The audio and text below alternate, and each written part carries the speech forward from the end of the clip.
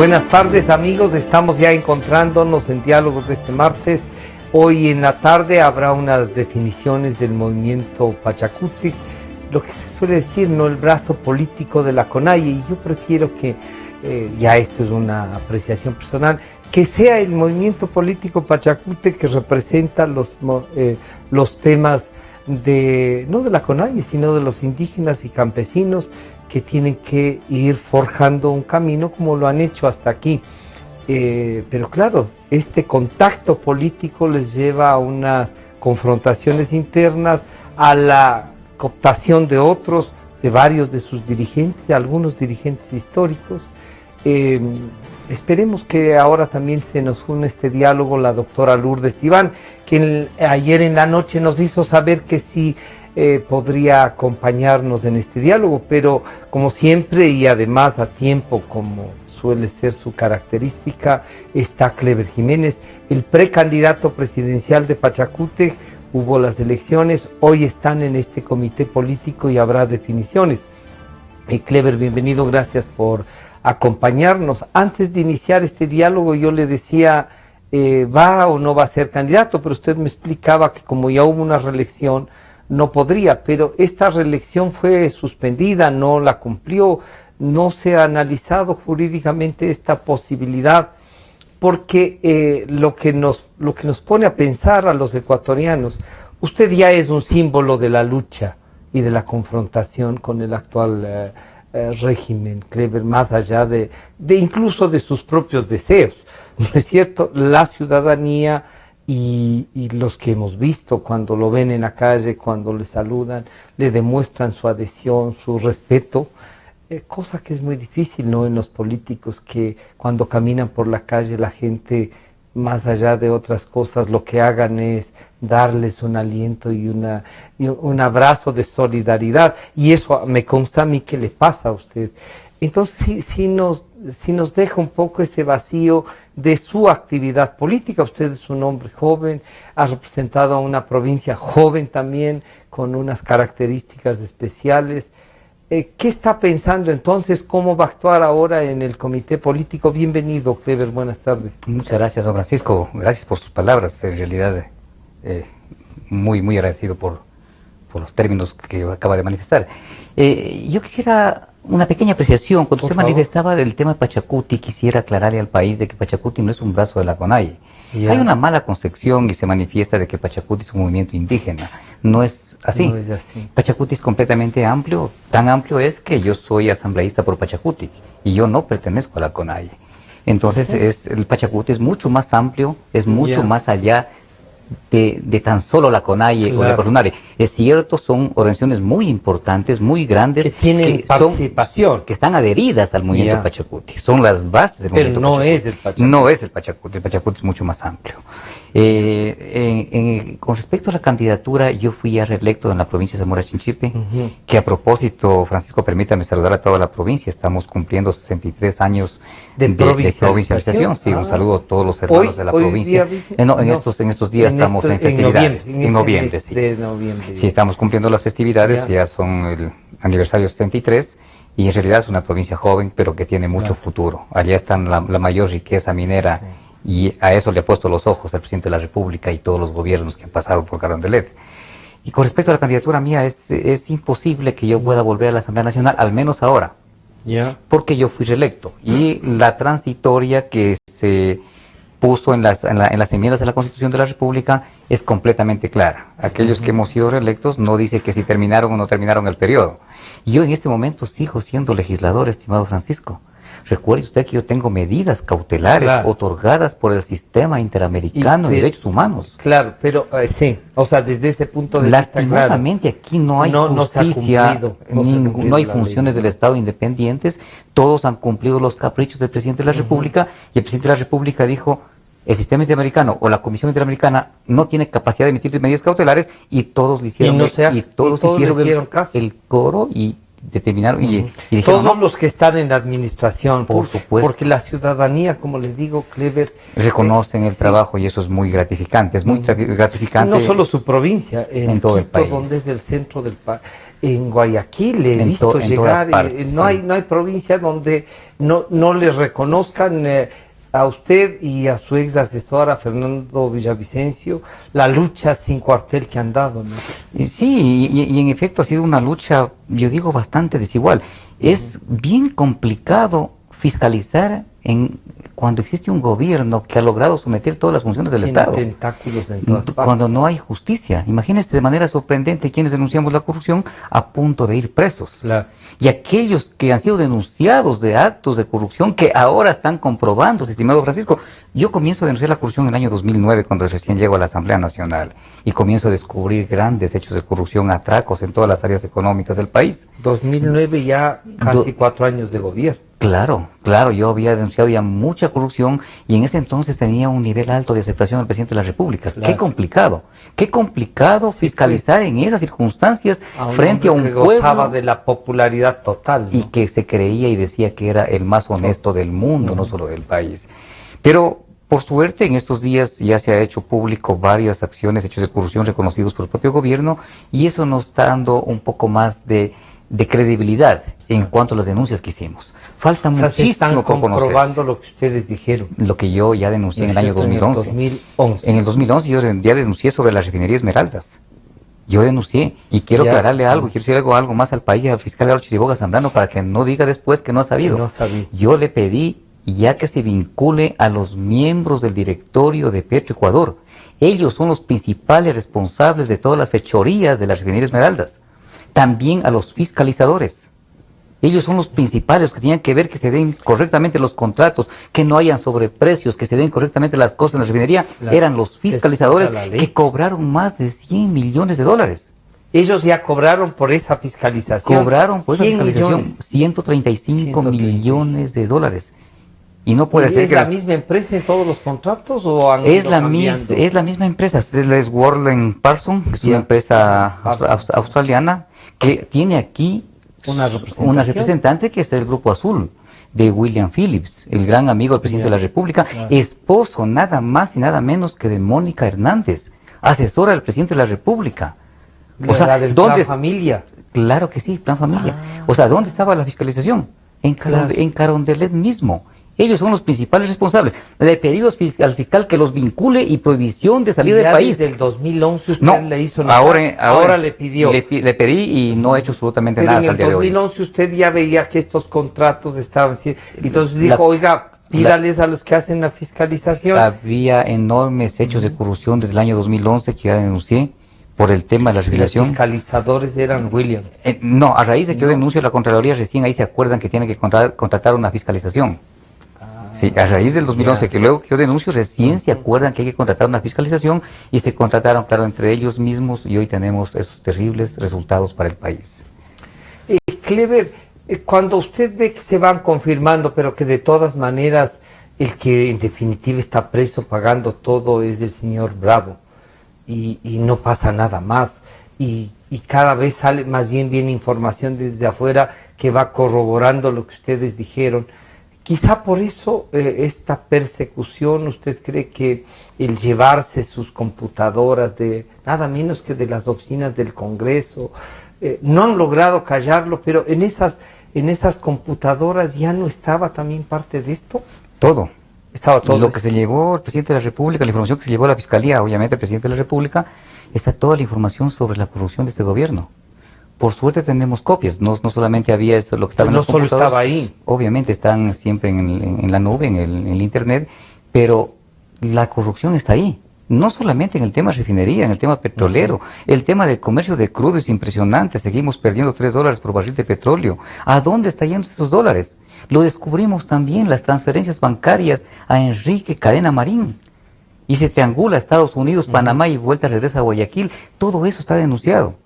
A mí me da la impresión que la persecución del gobierno es para intentar callarnos y para amedrentar al resto del pueblo ecuatoriano, para que nadie se atreva a denunciar. Si denuncian, ve lo que les pasa. Ahí está, a un legislador lo votaron de la Asamblea Nacional. Y además lo van a meter preso. Y además con orden de prisión, por supuesto hackeo y divulgación de correos electrónicos. Pero fíjese usted que en la última audiencia, el Galo Chiriboga no pudo demostrar cuál es el correo que yo he hecho público. Claro. Es que no hemos hecho público ningún correo. El tener información no es ningún delito, más aún cuando uno es legislador, claro, fiscalizador. Los correos están ahí, pero nunca se hicieron públicos. Llegaron a ustedes, nunca ustedes publicitaron los correos. Si no, correos. Ustedes como periodistas, el pueblo ecuatoriano ya supiera cuáles son los correos. El fiscal no pudo demostrar. O sea, nos encausan, nos enjuician por un boletín de prensa en el que yo advierto al país de un posible conflicto de intereses, porque la Procuraduría, el Estado ecuatoriano, contrató al estudio jurídico Foley-Hoag en Estados Unidos, un estudio jurídico que anteriormente había trabajado para la Chevron Taxaco.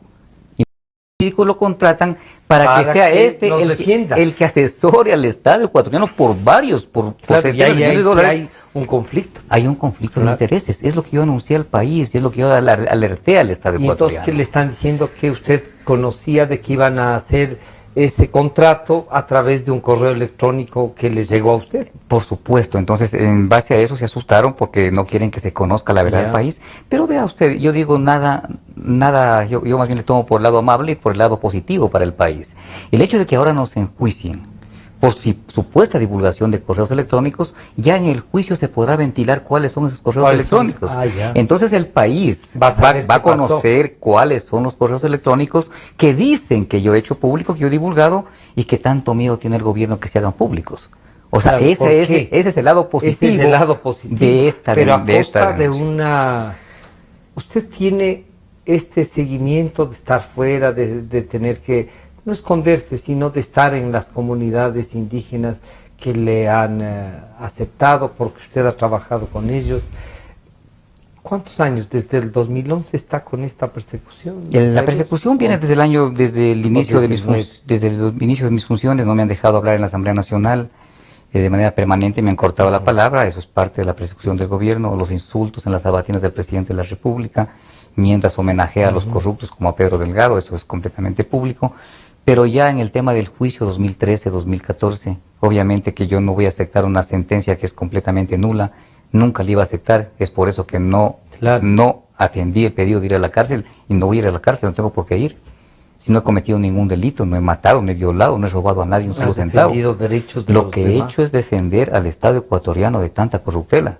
Entonces yo no acepto este tipo de sentencias de una justicia completamente correísta que se ha sometido al poder. Imposible que acepte. Yo hago un llamado a todo el pueblo ecuatoriano.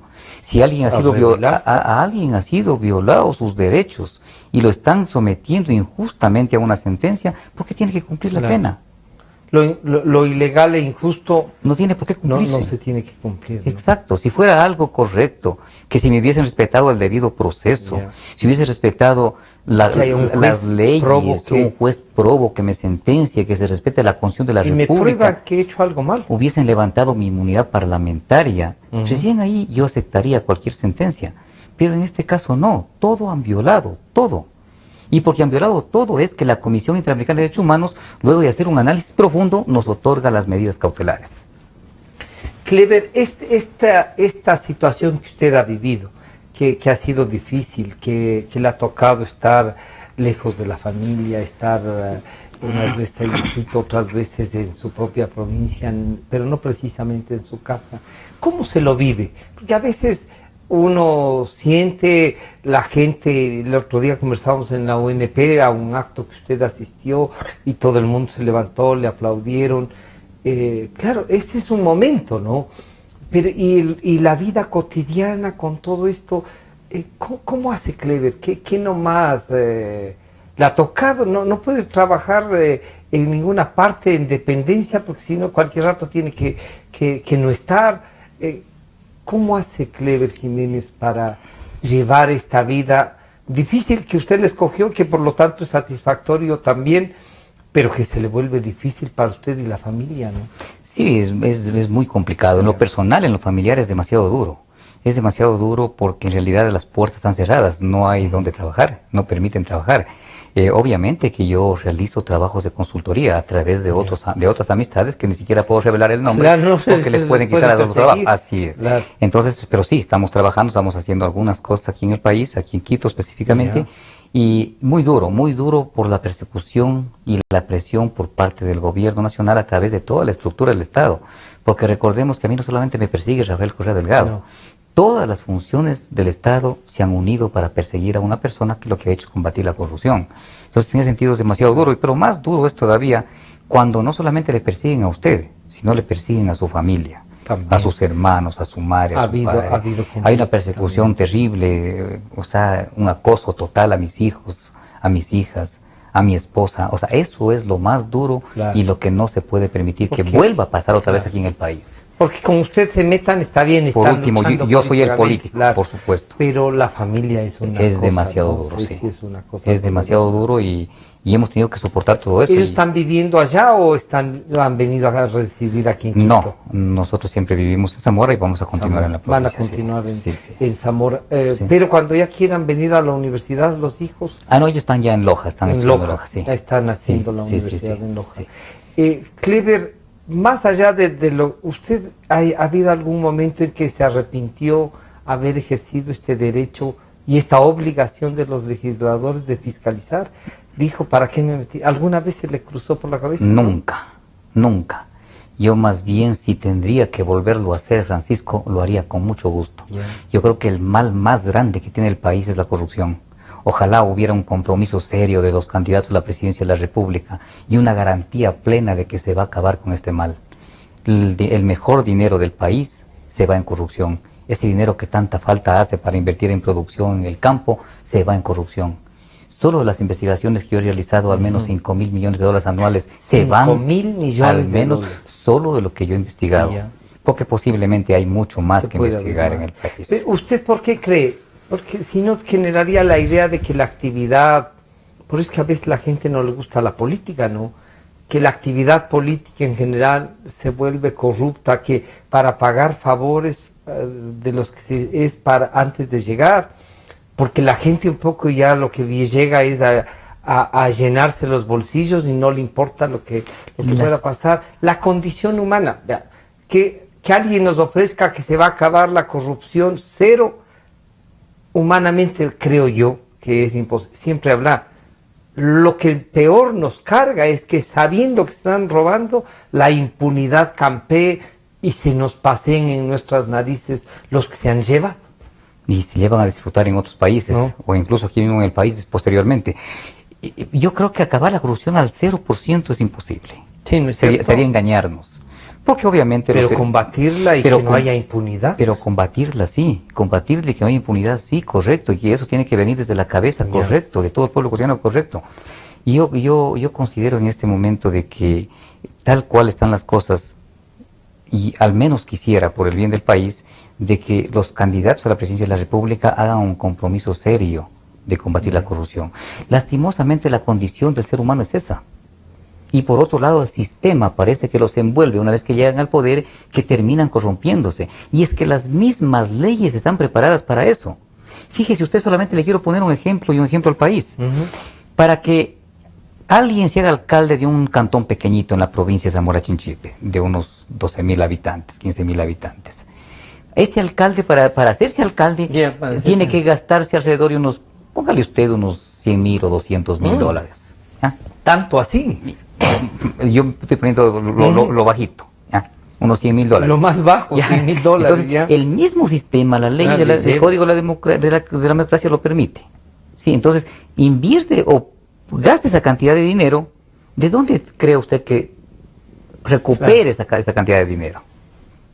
Porque no se va a gastar por parte... Bueno, a lo mejor los que tienen muchos recursos, pero 100.000 dólares en una provincia, diga usted, en la suya o en la mía en Cotopaxi o en la de mi papá en Imbabura, uno diría 100.000 dólares nos representa una casa más o menos grande. Es mucho dinero. Claro. Es mucho dinero, pero ¿de dónde cree que sale o de dónde cree que se recuperan?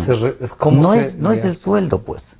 Claro. No es el sueldo, porque si el sueldo es de 3.000 dólares, 3.500 dólares en un alcalde, en un año hablamos de ¿cuánto? 3 por 12, 36, 40.000 dólares. Trabajar para recuperar... Es imposible. No. Entonces, si hablamos de una prefectura más grande donde se gastan unos 500.000 dólares, con el sueldo de los 4 años es imposible que recuperen. ¿De dónde sacan? Del mismo pueblo, del mismo dinero del pueblo ecuatoriano. Entonces usted ahí encuentra ya una trampa. Desde ahí ya están malas leyes porque permite precisamente aquello. Yo creo que el Código de la Democracia debe ser cambiado para que todos tengamos la misma oportunidad de ser candidatos.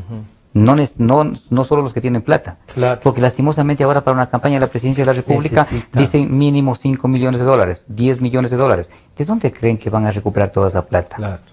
No es que la gente lo vota el dinero por votar en una campaña. Lo recuperan del mismo dinero del pueblo ecuatoriano. Algunos dicen no es que se quiere recuperar, lo que se quiere es apostar, y hay gente que puede ayudar a financiar, pues tienen recursos para generar estabilidad, para que no les, no tengan esto de estar pagando abogados para tal o cual cosa, que las leyes sean justas.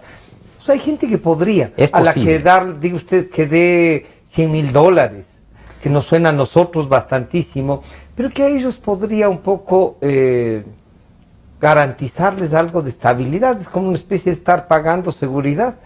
¿Eso les resulta ilegítimo también, Clever? Yo no. Bueno, dejémosle la duda. Puede que haya alguien que actúe de esta manera desinteresada. Pero, estimado Francisco, conocemos a los seres humanos, la condición humana, y nadie da nada por nada, por gusto. Sí. O sea, si alguien... pero en nuestro pueblo yo he visto, acabo de pasar con mi hermano Ángel esta fiesta, la Mamá Negra, y él era el Mamá Negra. Si fuese una sola familia la que tiene que hacer esa fiesta, solo lo que le corresponde, sería muy difícil. Pero he visto una cantidad de solidaridad de gente del barrio, de la ciudad, en el hecho de que ellos mismos, por ejemplo, sus trajes, son ellos los que ponen, ¿no? En política, a mí, por ejemplo, siempre me...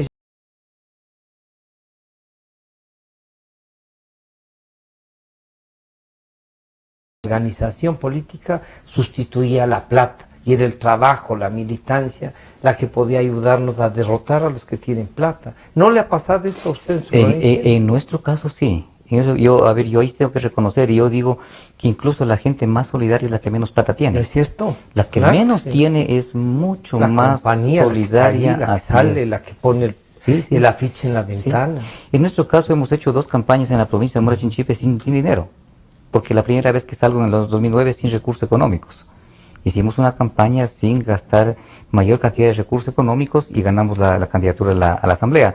Y en la segunda, pues ya ni siquiera hice campaña, más me dediqué a lo que yo venía haciendo permanentemente, en denunciar la corrupción, y eso fue esa era la campaña, esa era la plataforma que hicimos, y claro, unas cuantas presentaciones en la provincia, y eso fue todo. Entonces no hubo mayores gastos. Clever, antes de ser en el 2009 ya electo por primera vez asambleísta, ¿qué hacía usted? Bueno, antes de eso yo era director de tránsito en la provincia de Zamora Chinchipe. Y antes de ser director de tránsito, profesor en algunos planteles educativos de la provincia. O sea, estaba dedicado a la docencia. A la docencia, sí. 16 años en la docencia. 16 años 16 años en la docencia. Y ahora en esto, ¿piensa volver? Ya está haciendo consultoría, supongo, de movilidad humana, de estas cosas a las que usted ya se ha dedicado años. ¿Pensaría volver que a la docencia, en este paréntesis, preparar, qué sé yo, una candidatura a la alcaldía, a la prefectura, o va a disputar esta tarde la candidatura presidencial? No. En política nada está dicho. Yo no puedo decir como político esto sí, esto no, porque todo depende de la población, todo depende del pueblo. Pero y su interés también, porque uno dice, a ver, la población me va a elegir, pero si yo quiero ser, pues no me van a elegir si no me presento. En contra de mi voluntad. ¿Cierto? No, al momento que somos políticos, obviamente que estamos dispuestos a aceptar cualquier candidatura, estamos para eso. Somos militantes activos del movimiento, hoy día estamos debatiendo justamente en el movimiento Pachacuti, y se tomará una decisión. Va a depender de qué es lo que decidamos para que más adelante tomemos una decisión también nosotros. Va a depender mucho de qué es lo que decida el general Paco Moncayo con respecto a ciertas alianzas, por ejemplo, con la alianza de Jimmy Jairala, para que nosotros nos sumemos con fuerza a la propuesta política de Paco Moncayo. Entonces hay algunas cosas que va a depender mucho de lo que decida, el comité político, el pueblo, nuestras bases. Así es. Vamos a hacer un pequeño corte, Clever, y continuamos con este diálogo. Enseguida volvemos, estamos con el precandidato, el que fue precandidato presidencial de Pachacútec, Clever Jiménez, ex legislador de la provincia de Zamora. No, legislador en ejercicio con conflictos jurídicos de la provincia de Zamora Chinchipe. Enseguida volvemos. En un momento regresamos con Diálogos por Democracia M y Democracia TV. Democracia. Sobre la emergencia de gas y energía que se está viviendo en la costa Caribe. Democracia. Rusia retoma críticas por retenidos en base naval de Estados Unidos. Democracia. Formulé el primer pedido histórico de perdón a las víctimas de las graves violaciones de los derechos humanos. Democracia. Solo noticias. Sentimos lo que la gente siente, amor, desamor, alegrías inmensas. Decimos lo que la gente quiere, pasión, discusión, democráticamente. Democracia, la radio de la gente. Democráticamente, la radio de la gente. Democracia, la radio de la gente. Democracia. Desde el Distrito Metropolitano de Quito, Cadena Democracia, la radio de la gente. Francisco Rocha está de vuelta con Diálogos por Democracia M y Democracia TV. País, yo no me sumaría a la campaña ni del general Paco Moncayo, y que quede claro, ni de ningún otro candidato, porque ningún otro me garantiza lo que estoy manifestando. Pero usted garantiza, digamos, usted por ejemplo en su provincia, su liderazgo no van a tener candidato asambleísta, será por Pachacútec entonces. Así es, nosotros tendremos nuestros candidatos y vamos a pelear por los candidatos nuestros. Claro, y entiendo que ahí sí usted tendrá el espacio. ¿Ya tienen algún candidato en su provincia? Sí, hay un candidato, ya es Helio Peña y... es Helio Peña. Helio Peña, sí. Él encabezará la lista en la provincia. Pero tenemos más candidatos en las demás provincias también, que igual vamos a ayudar y vamos a apoyar. Que van a ayudarles y respaldar. Clever, esta tarde entonces, ¿qué podría pasar? Que doña Lourdes Tibán vuelva a la candidatura presidencial y Pachacútec diga, vean, en virtud de que no hay un acuerdo con el general Moncayo, no se termina de cerrar este acuerdo, tenemos una candidata propia. ¿Eso puede pasar o ya no? Cualquier cosa puede pasar, en política cualquier cosa puede pasar, pero sí creo que es claro de que desde Pachacuti se va enviar una propuesta completamente clara al general Paco Moncayo con respecto a ciertos temas, al tema petrolero, al tema minero. Hay cosas que no hemos debatido aún y con fuerza, como se debe hacer. ¿Qué se va a hacer en materia económica? Para nosotros es fundamental el tema de fiscalización, o sea, hay varios temas que no hemos puesto sobre la mesa y hemos planteado de manera clara al general para que él asuma, y lo asuma con fuerza. Esas alianzas, por ejemplo, con Jimmy Jairala nos preocupa, intervenciones del general. ¿O ustedes creían que no se tenía que hacer esa alianza? No tenía que hacer esa alianza. Al menos ¿No fueron consultados ustedes para esa alianza? No fuimos consultados para nada, lo hicieron entre ellos y eso sí nos preocupa. Al ser nosotros parte de un acuerdo, yo creo que es necesario de que nos respetemos en ese acuerdo y que si van a tomar una decisión de estas, al menos que nos consulten. No para que salgan una resolución para tomar acción en conjunto. O sea, yo jamás me sumaría a una campaña electoral donde se encuentre alguien de las características de Jimmy Jairala. ¿Usted cree que no? Entonces, ¿qué es lo que más le molesta en el caso del Centro Democrático de Jimmy Jairala? ¿Esa cercanía total al gobierno? Es que además lo sigue manifestando públicamente y él dice de manera clara, el general Paco Moncayo conocía cuál es mi posición. Dice, yo respaldo al gobierno de Rafael Correa Delgado. O sea, es inaudito. Jimmy Jairala ha estado envuelto en ciertos hechos de corrupción. O sea, yo jamás... estas denuncias que hubiese... Yo he sido el que más he combatido la corrupción. He perdido el cargo. 2 veces a punto de asesinarme, intentaron asesinarme. He perdido el puesto y tantas cosas más, la persecución que tengo. No puedo pues avalar... Alguien que ha estado, por decirlo menos, callado frente a eso. No solo callado, yo creo que he participado de ciertos hechos de corrupción, al menos es lo que se escucha públicamente. Clever, además de esto, pero claro, lo que pasa es que el general Moncayo les puede decir, oigan, pero si queremos ganar las elecciones para cumplir lo que ustedes dicen, tenemos que un poco ver los votos que ha tenido también Correa y a través de los cuales ha ganado las elecciones, porque si no, incluso todos los que han estado con Correa, que este rato pueden estar pensando que ya no es bueno que esté, van a decir, oye, pero si no nos aceptan, vamos nomás otra vez con Correa, ¿no será que también este cálculo hay que tomarlo en cuenta? Me parece una lectura equivocada, si es que están pensando en ese sentido. Es una percepción muy equivocada, porque en este momento la mayoría del pueblo ecuatoriano no quiere saber nada del correísmo por toda la corrupción y por toda la prepotencia, el abuso y la persecución que ha venido dándose durante 10 años. Y por un descalabro económico terrible.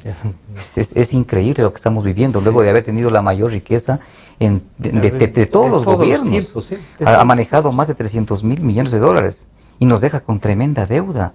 Se ha llevado la plata el mismo 38.000, dice, ¿no? Claro que sí. El mismo presidente dice que es 38 y eso se de los olvida cálculos de que yo he realizado son más de 40.000 millones de dólares. Pero, o sea, nos tiene inclusive hipotecado a la China, nos tiene hipotecado todo el petróleo hasta el 2024 para entregarles a los chinos. O sea, sí ha destrozado el país. Entonces yo creo que es una lectura completamente equivocada decir que voy a coger unos votitos del correísmo y por acá, por otro lado, se le puede ir en desbandada la población que pudo o que puede votar por esta opción, porque a Paco Moncayo lo están viendo como una alternativa. Pero obviamente tiene que tomar decisiones correctas para que realmente sea la alternativa para la población. Si a usted le preguntan esta tarde en el comité político y le dicen, Clever, ¿qué necesita entonces? ¿Que rompa con el Centro Democrático, que no haga el acuerdo? A ver, más que romper, yo creo que al menos que no pongan el candidato a la vicepresidencia de la República. A que ellos no pongan. Es que además, ¿quién iba a poner el candidato a la vicepresidencia de la República? No sé ahora cómo está en sus conversaciones, era este Centro Democrático. O sea, el Jimmy Jairala. O sea, Jimmy Jairala, o sea, de manera sorprendente, el mismo correísmo poniéndonos vicepresidente de la República. Claro. ¿Cómo imposible que yo me suma a una tarima a pedir el voto para alguien de esas características? Les resulta muy complicado, entonces yo no lo haría. O sea, si quieren respalden, pero no pongan candidatos. Exactamente. Hagan sus listas. El respaldo lo necesitamos de todo el país. No importa si haya sido o no ha sido correísmo, pero no que vengan a tomar decisiones y mucho menos que pongan los candidatos importantes que van a manejar el país. ¿Usted cree que si es que alguien de esas características llega a ser vicepresidente de la República, impulsaría una fiscalización a sus propios ex compañeros o compañeros? Exacto. Imposible. Claro, ahí va a haber un choque de intereses. Un conflicto de intereses. Clever, entonces, pero necesita el general un binomio que sea de Guayaquil, de Manabí. No necesariamente, no necesariamente, esa es una lectura también equivocada. Que también no hace falta esto que se suele decir, una especie de equilibrio regional en las candidaturas. Yo creo que no. ¿No? Yo creo que no. El Ecuador ya está preparado. Yo creo que el Ecuador hemos votado, ¿no. Le han elegido usted ha dado el voto por Correa y Glass, que son ambos son de la costa. Claro, los dos son guayaquileños. Y los de la Sierra, los del Oriente, no hemos tenido ese conflicto. Si no, imagínense. Bueno, pero en el caso del primer binomio que era Correa y Moreno, ustedes votaron. Vea que yo tampoco voté. No voté porque ese tiempo teníamos un candidato y era Lucho Macas. Claro. ¿Y sabe por qué no voté en la segunda vuelta? Porque yo le iba a dar el voto a Correa. No voté en la segunda vuelta porque cuando llegó en la primera vuelta Rafael Correa Delgado a la provincia, él dijo, el que pretende explotar esta riqueza enorme en la cordillera del Cóndor, porque desde Zamora se ve la cordillera del Cóndor. Dice, a ese hay que mandarlo al paredón, hay que fusilarlo. Pero ya en la segunda vuelta ya cambió el discurso. Entonces yo en la segunda vuelta había que ver. En la segunda vuelta ya dije, este es un mentiroso. Y no le di el voto, y soy bien honesto, lo anulé. Y yo también. Yo la verdad que sí, en ninguna de las, él dice que ha ganado 9 o 10 elecciones, por suerte en ninguna de esas 10, y al país le conste pasado igual que usted diciendo los 10 años, lo que creo, que no es un delito, ¿no? Lo que creo y lo que no pienso. Y ni siquiera no es ni siquiera una creencia, estimado Francisco, es una realidad. Claro, son las cosas. Lo que estamos viviendo es una realidad. La corrupción es palpable, la estamos viviendo y es una realidad. Creo. La debacle económica es palpable, lo sentimos todos los días cuando vamos a comprar en el mercado. Las cosas han subido enormemente, o sea, todo es real, ni siquiera es una creencia nuestra. Lo está sintiendo el pueblo ecuatoriano. Clever, ¿cree usted que algunos de los dirigentes de Pachacute, sobre todo algunos que eran de la CONAIE, tiene usted ahí un embajador en Bolivia, tiene los exmiembros del Tribunal Electoral que estaban, de alguna manera han estado, algunos alcaldes han necesitado la ayuda del gobierno, ¿no presionarán para que en todo caso el movimiento termine dividido y que no sea la representación y no tenga el fortalecimiento o la fortaleza que suele tener en las campañas? Bueno, acá el movimiento, usted ha dicho una cosa clara, sí hay ciertos dirigentes que se han ido con el gobierno, pero ellos están allá, ya no son de Pachacuti. Ya no son. Ya son prácticamente correístas, ellos están allá donde quieren estar y tendrán que seguir allá, pero acá en Pachacuti no tendrían cabida. No es que estemos divididos en este momento, lo que sí hay corrientes de pensamiento diversas y yo tengo mi criterio con respecto a lo que está pasando en el país, con respecto a la candidatura del general Moncayo. Hay otros compañeros que tienen otro criterio. Yo estoy convencido de que el día de hoy, luego de debatir estos temas, vamos a salir completamente fortalecidos y con una sola decisión, ya sea para apoyar al general o ya sea para ir solos. Para ir solos, pero habrá una decisión y saldremos completamente unidos. Y en esto de ir solos, Clever, ¿tendrán candidato presidencial o candidata? Eso decidiremos ahí. Todo puede pasar. No si le podría toca, adelantar. Y si dice doña Lourdes, bueno, yo aquí ya no, ¿usted estaría dispuesto a asumir esa candidatura presidencial? Nosotros asumiríamos lo que decidan las bases del movimiento. Y nosotros no tenemos ese problema, no tenemos ese interés, ni estamos desesperados por nada. Claro. Somos gente que viene luchando desde hace mucho tiempo atrás y vamos a continuar en esa lucha. Hoy estoy más preocupado en que haya suerte que tenga por el país. A mí me preocupa mucho lo que está pasando en el país. Me preocupa mucho ver que no hay una decisión firme de los candidatos a la presidencia de la República en combatir y acabar con esta corrupción. Me preocupa que no están pensando en una asamblea constituyente para realmente devolverle estabilidad jurídica al Estado ecuatoriano. ¿Y por qué no lo hacen? Porque dicen que van a perder votos. O sea, aquí todo es un cálculo de cómo llega. Un cálculo electoral para llegar y después no importa lo que hagan allá. O sea, es lamentable. Y a mí no me preocupa tanto la superestructura correísta, porque a lo mejor va a seguir sirviendo al correísmo. Me preocupa más, es como porque ahí hay personas que no tienen principios, me preocupa más que estas estructuras que ya están creadas, luego simplemente cambien de camiseta y les sirvan del nuevo patrón. Y con eso no hemos ganado absolutamente nada para el país. Sino que hemos abonado para que esto siga. Exacto. Imagínense esa superestructura, cualquier presidente de la República le podría servir. Si no están pensando en el país, no van a desmontar esto. Eso me preocupa. Eso me preocupa. Sí, posiblemente terminemos con el gobierno de Isabel Correa, eso no es todo. No es cuestión de cambiar de nombre. No es cuestión de sacar al presidente. Y yo soy el más interesado en que se acabe este gobierno. Por la persecución que tengo, porque ni siquiera me permiten trabajar públicamente. Pero tampoco estoy de acuerdo en que no se hagan los cambios estructurales en el país para que dejemos sentando una base firme, con una estabilidad jurídica para que pueda haber inversión, producción y la generación de trabajo que tanta falta nos hace. Y eso no veo, esa claridad no veo en ninguno de los candidatos. Ninguno de los candidatos. Por eso ¿podrían sumar a otro o no? Tampoco. O sea, si no es el general Moncayo, la decisión, ¿qué decisión recomendaría usted? Vamos a conversar. Yo todavía no me atrevería a decir de que podríamos salir solos. Yo tengo todavía la esperanza de que el general Moncayo atienda estas cosas que son muy importantes, no para nosotros, para el país entero, en el tema de fiscalización, en el tema de la superestructura que acabamos de hablar, y que ojalá nos permitan también poner como Pachacuti al menos el primer asambleísta nacional, pues. Imagínense, estamos hablando de una alianza y no nos permiten o no quieren que pongamos absolutamente nada. O sea, cada uno con sus listas, dicen, o sea, entonces, ¿pero qué ganamos nosotros? O sea, no hay acuerdo ahí. ¿Qué voto nos van a dar a nosotros? Ningún voto, porque si vamos... en las provincias también van a tener sus propias listas. Tendríamos nuestras propias listas en las provincias y a nivel nacional, si salimos con listas... Mire usted lo que puede pasar, si vamos con listas separadas, el general Paco Moncayo, ¿para quién pedirá el voto? Para el IDIP. Imagínese usted, entonces, ¿qué ganamos nosotros? Entonces el día de hoy yo creo que es clave, es crucial de que se tome una decisión firme desde el movimiento y claro que sí, para que se nos trate de igual a igual, se nos respete también a nosotros. No es que, bueno, vamos en alianza, pero ustedes vengan atrasito, y bien atrasito. Sí, o sea, como los parientes pobres, como suelen decir en provincia. Exactamente. Sí. Claro, entonces hay un conflicto. Es un conflicto y eso no nace de nosotros. Claro, pero ahí hay una definición política. Esto nace de las bases. Las bases vienen manifestándose y diciendo, bueno, ¿y qué ganamos nosotros? Dennos una razón para pelear la candidatura de Paco Moncayo.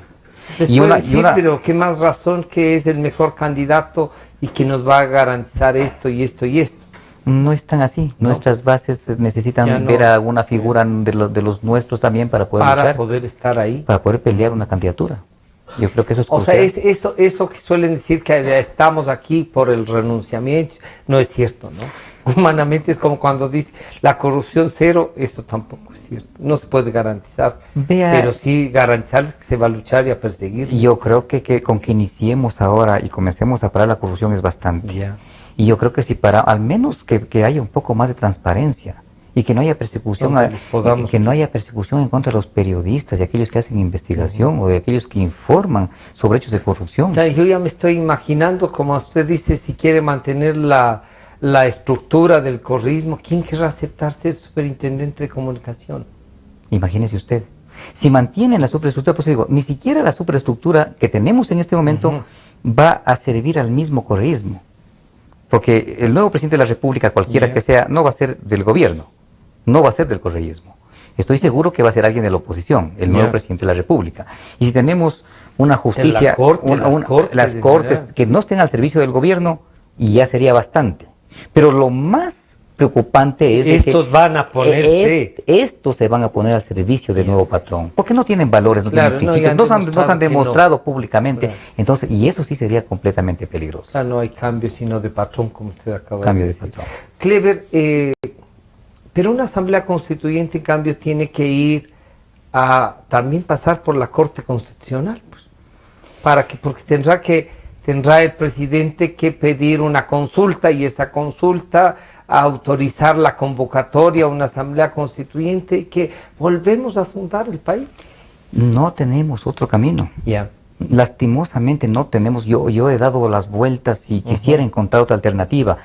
Yo he pensado inclusive en una consulta popular para que sea el pueblo el que decida y a través de la misma Asamblea Nacional, de la nueva Asamblea Nacional, los cambios que hay que hacer en el país. De que le den la categoría de constituyente a la Asamblea que esté. Podría ser es un camino, una consulta. Pero que necesitamos. Pero de todas maneras esa pregunta pasa por la Corte. Necesariamente. La Corte no les van a dejar. No y peor sé. si nombran contralor y fiscal en estos días o meses de la campaña y tienen, digo usted, el país a lo mejor les da 30 asambleístas de Alianza País, bloquearán todo. En la asamblea no va a pasar absolutamente nada. ¿No? La nueva asamblea no va a pasar absolutamente nada, por eso cuando nos dicen, no, es que quiero llegar a la asamblea para desde ahí fiscalizar, falso. No. Como asamblea no se va a hacer absolutamente nada porque aquí todos los poderes los maneja el presidente de la República. Es que así está creada la Constitución de la República. Por eso es fundamental reformar esa Constitución que tenemos en este momento. Y para eso necesitamos la voluntad política del presidente de la República. Es que el presidente de la República, ya como presidente de la República, tiene fuerza. Cuando usted me dice, como cuando usted me dice, no, es que no le van a dar paso, no, imposible. El presidente de la República tiene fuerza y se toma la decisión. Va a ir, vengo acá y alguna solución. Yo inclusive yo tengo el criterio de que el nuevo gobierno debería ser un gobierno transitorio, que deje sentando las bases económicas y las bases políticas sólidas y una estabilidad jurídica sólida para que pueda haber inversión. Que hay que hacer para que incluso vaya asumiendo el desgaste que algunas cosas van a tener. Así es. O sea, ¿usted creería que debe ser transitorio, que no dure los 4 años o qué? Un gobierno de 2 años hasta dejar todo sentando las bases y luego tendría que haber un nuevo gobierno ya con bases firmes, con una justicia bien establecida, con una seguridad como Estado ecuatoriano, con una constitución que realmente permita independencia de funciones. Eso es fundamental y clave para una democracia. Clever, ustedes respaldaron la constituyente anterior, pero también el proyecto de constitución que se convirtió en constitución con más del 80 o del 70% del voto ecuatoriano, que dijeron, sí, vamos con este proyecto. Fuimos muy pocos, en realidad, los que nos pusimos en campaña a no a la Constitución. Pero se cambió todo. Le cuento que yo también desde mi trinchera en ese entonces también estuve en contra porque habían ciertas cosas en la Constitución que eran completamente preocupantes, especialmente lo que hoy estamos viviendo.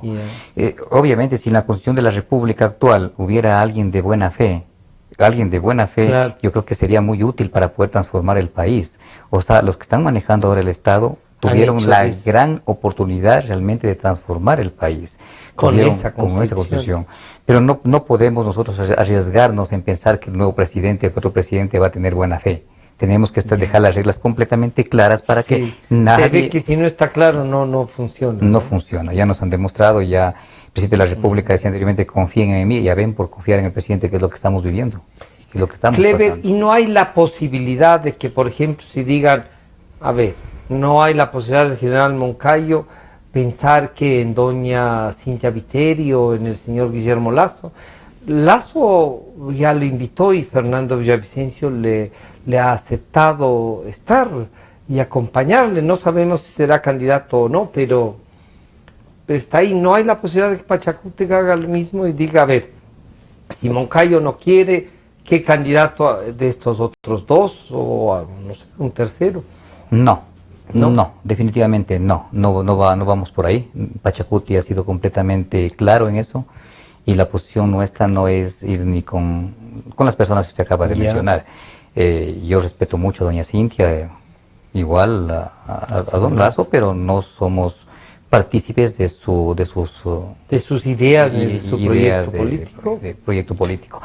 Pero ahí no hay un cerrarse, Clever, y decir, vean, somos los animales puros los que estamos acá y no queremos la menor contaminación, y eso no siempre es posible. Vea, Francisco, no es así, porque nosotros estamos, en este momento estamos diciendo, no estamos cerrándonos, estamos diciéndole a Paco Moncayo simplemente que atienda ciertas cosas que nos interesan, no a nosotros, a todo el país.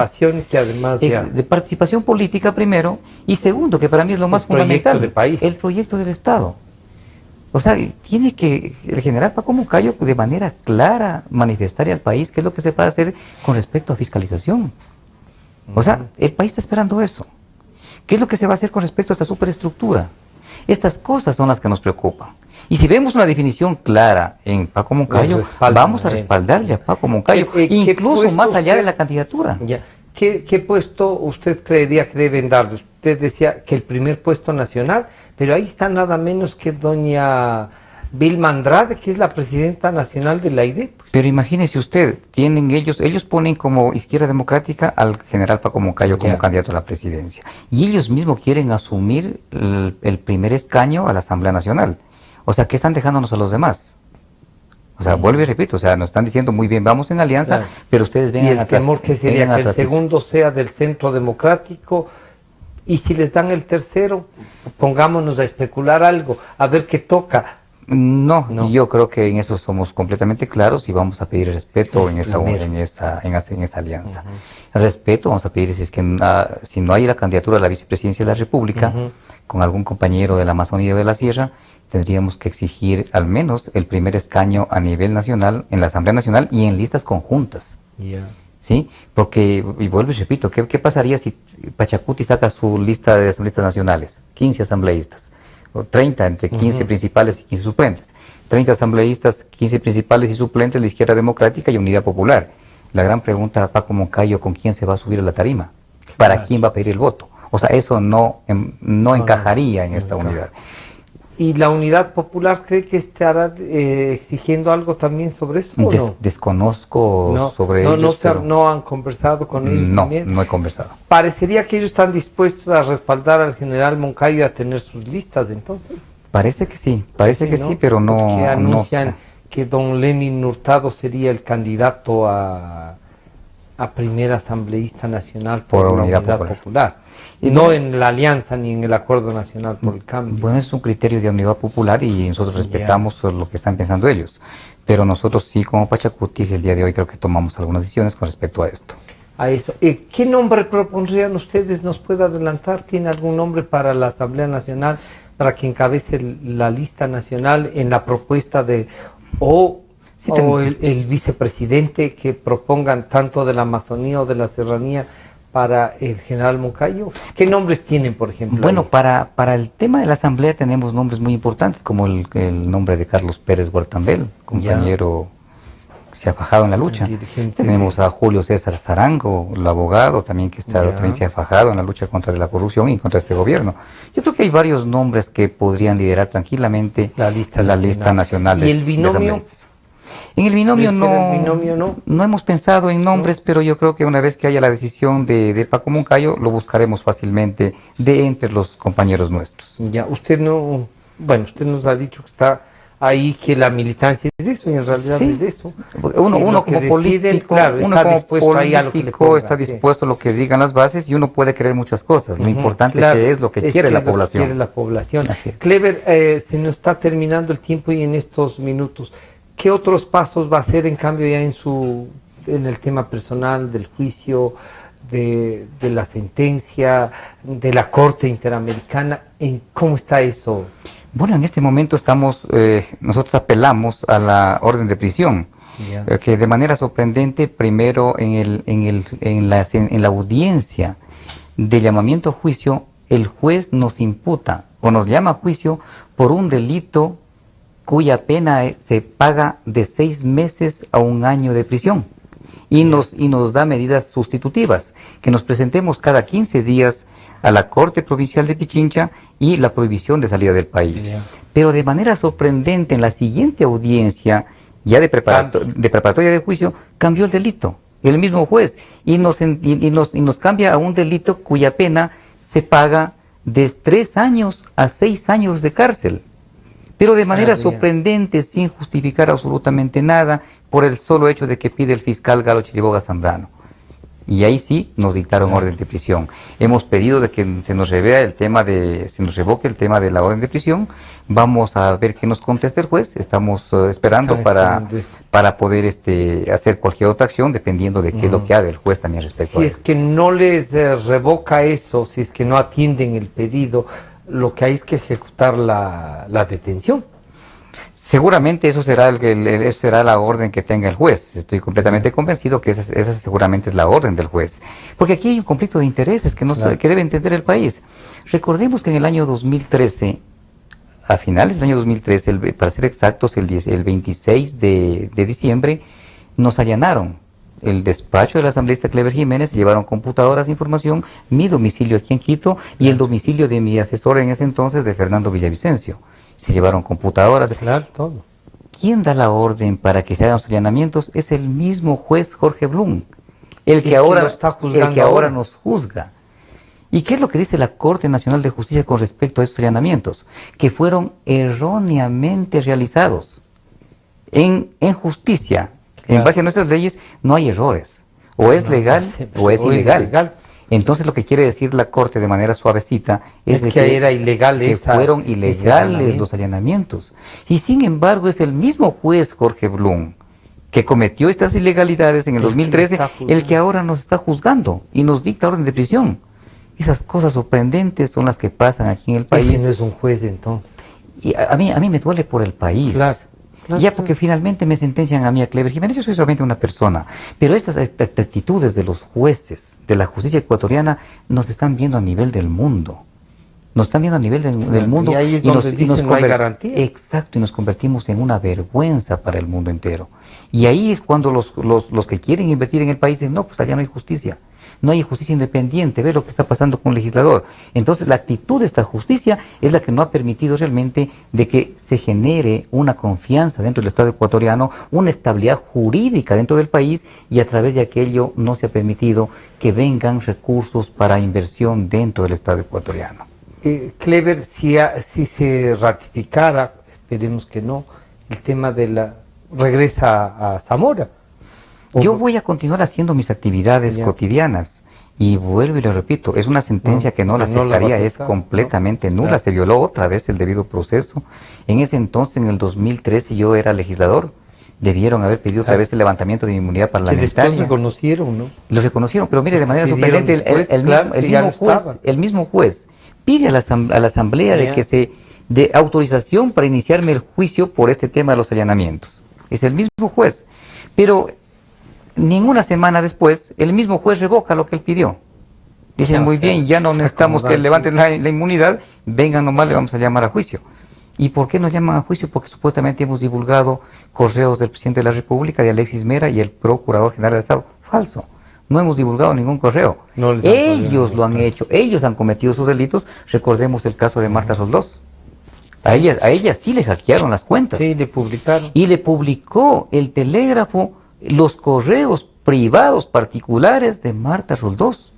Y Marta Roldós no es funcionaria pública. Pero recordemos qué es lo que pasa en la embajada ecuatoriana en Londres. Claro, sí, bueno, eso ya... Vea, Julian Assange, que divulga desde el territorio ecuatoriano.